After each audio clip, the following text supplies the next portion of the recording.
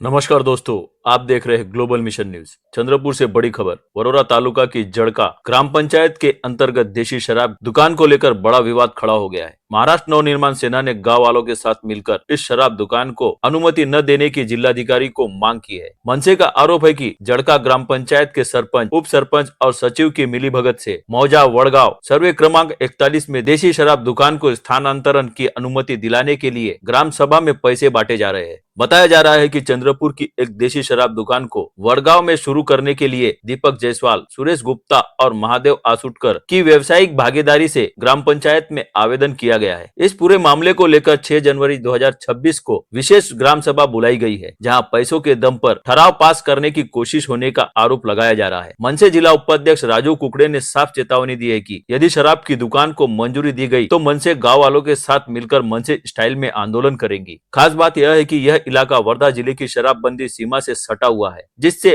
अवैध शराब तस्करी की भी आशंका जताई जा रही है। जड़का, वड़गांव, पौनी, माडेड़ी, केड़ी और वागनक इन सभी गांवों के नागरिकों ने शराब दुकान का कड़ा विरोध किया है। मनसे ने यह भी ऐलान किया है कि जो लोग पैसे ले रहे हैं उन सभी के खिलाफ सबूतों के साथ पुलिस में शिकायत दर्ज कराई जाएंगी। फिलहाल इस पूरे मामले पर पुलिस प्रशासन की विशेष नजर बनी हुई है और गांव वालों में माहौल तनावपूर्ण है। बड़ी खबर पर हम रखेंगे नजर। चंद्रपुर से ग्लोबल मिशन न्यूज के लिए अनूप यादव की रिपोर्ट।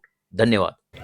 वरोरा तालुक्यातील माढळी परिसरामध्ये मौजा वडगाव येथे एक देशी दारूचं दुकान जे लावण्याच्या संदर्भामध्ये तिथे जळका ग्रामपंचायत अंतर्गत जे आहे ते जे दारूचं दुकान ते लावणार आहे त्याच्यासाठी NOC साठी त्यांनी टाकलेलं आहे आणि ग्रामपंचायतचे जे सरपंच, उपसरपंच आणि तिथले सचिव आणि ते दारूचं दुकान व्हावं यासाठी त्याचे काही समर्थक ते सर्व लोक जे आहे गावामध्ये त्या संपूर्ण तीनही गट ग्रामपंचायतच्या तीनही गावामध्ये पैसे वाटप करून 3,000 रुपये 4,000 रुपये वाटप करून जे आहे तिथे देशी दारूचं दुकान व्हावं यासाठी NOC मिळवण्यासाठी ज्या ग्रामसभा जे उद्या 6 जानेवारीला जे ग्रामसभा ठेवलेली आहे त्या ग्रामसभेमध्ये बहुमत मिळावं म्हणून प्रत्येकाला 3,000 रुपये देत आहे आणि हे संपूर्ण जे आहे एक चुकीच्या पद्धतीनं जे आहे ते देशी दारूचं दुकान होत आहे।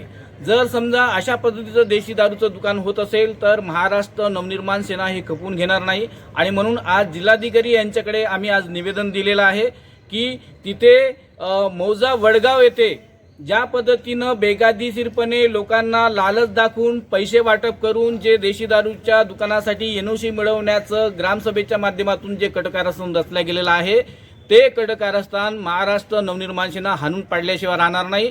त्या परिसरातील जवळपास 10 गावाचे लोक जे आहे त्या दारू दुकानाला विरोध करत आहे।